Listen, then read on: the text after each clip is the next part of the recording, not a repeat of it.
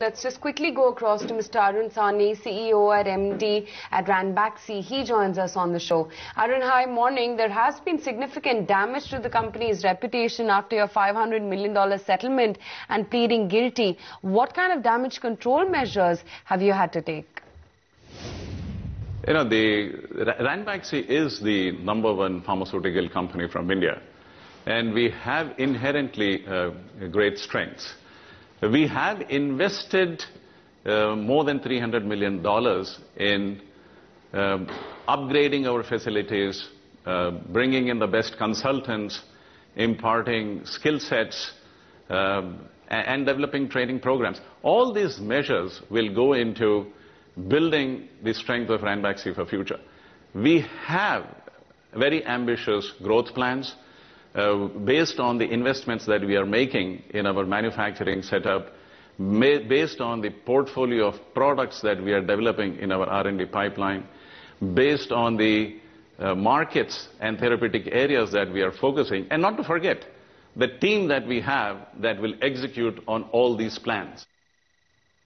Right. Arun, some pharmacies like Apollo have already stopped sale of Ranbaxy drugs. How worried are you about other hospital and pharmacies following the suit, and how do you plan to convince them about the quality of your drugs? By and large, all hospitals in India are patronizing Ranbaxy medicines. They are prescribing Ranbaxy medicines.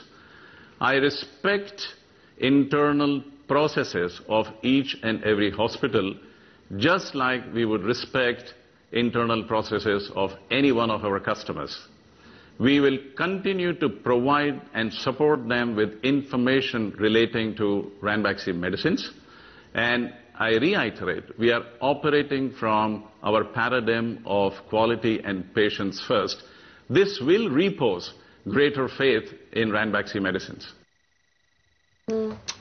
So it isn't just regulatory hurdles that pose a problem. There is litigation in the Supreme Court as well. Some serious charges have been leveled against the company. How seriously can that damage sales when it comes to India? I have not seen the court documents. Once I get the court documents of PIL, I will then be in a position to comment on that. Now, Arun, you've spent about $300 million on upgradation of your facilities. $500 million penalty has already gone out. High spend on remedial measures is also putting pressure on your margins. How much more will you have to spend on building the brand once again? When I say that we operate from paradigm of quality and patients first, there is also an underlying commitment to keep making investments that allow us to live with this paradigm. We will continue to make investments that will be in line with our growth plans. We will continue to invest in R&D. We will continue to invest in our manufacturing. We will continue to invest in our growth plans in business. To grow the business organically or inorganically, we will continue on our growth plans and keep investing on them. So can you quantify the impact on the margin for the current fiscal? We have given our guidance for the current fiscal that we will close the fiscal with 120 billion rupees. Right. Now, there has been a view that many of the charges levied by the USFDA are not relevant to India. Do you subscribe to that view? And if so, how can standards of quality be different for Indians and Americans? Isn't that slightly unfair? Okay, in relation to the USFDA and DOJ, let me clarify. These are two separate agencies.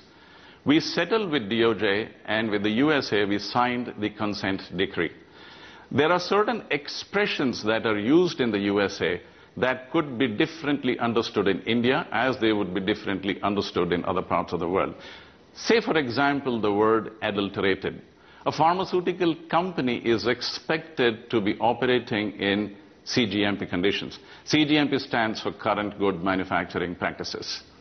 In case of Ranbaxy, the delayed testing of stability samples was considered to be a non-GMP activity.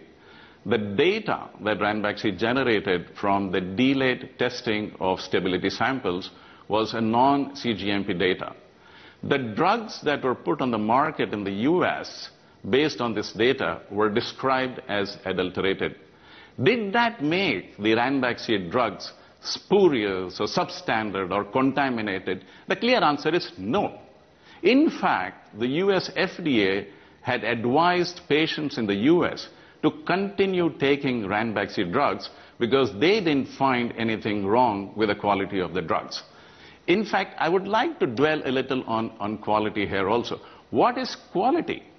Quality is not about good machines. Quality is not about only products. Quality is also about the way the company conducts itself. Say, for example, a company like Ranbaxy, which has very high standards of quality. So there is a probe that has been initiated in India as well. Have any of your units been investigated in the last few weeks? Have you had to give any written or oral submissions as well to the government agencies or authorities? To my knowledge, there has been no probe instituted against Ranbaxy.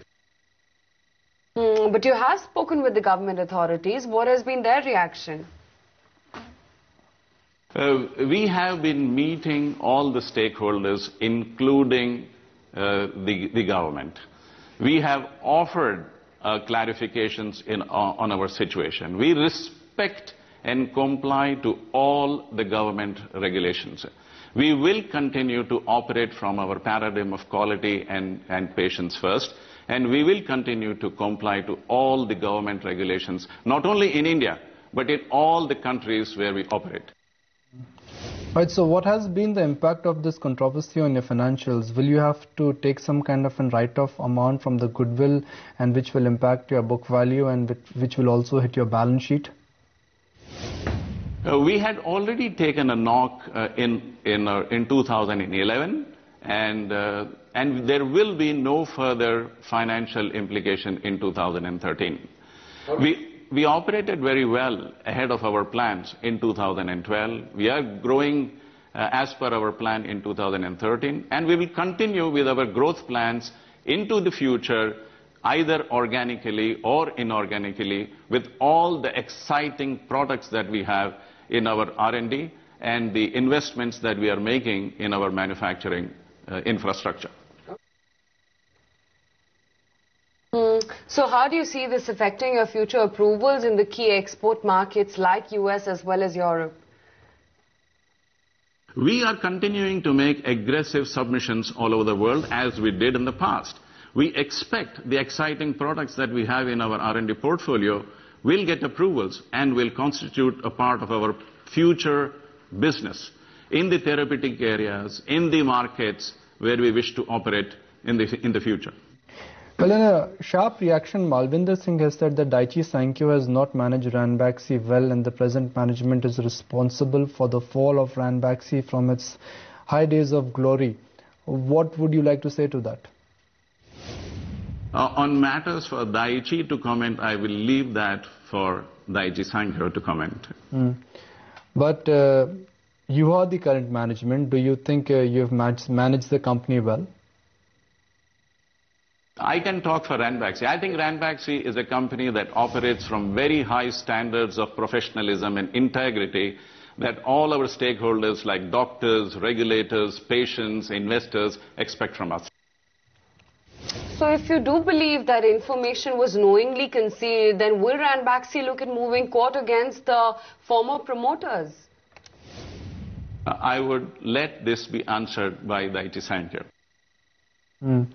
But it isn't just about Ranbaxy, but many other Indian drug makers have been seen under the USFDA scanner. Is there a possibility of the industry now taking up combined action to negotiate, given the growing global anxiety about drugs manufactured in India? Yeah, I recognize that there have been severe debates in the recent past. Responsible companies such as Ranbaxy have earned India the reputation of being pharmacy to the world.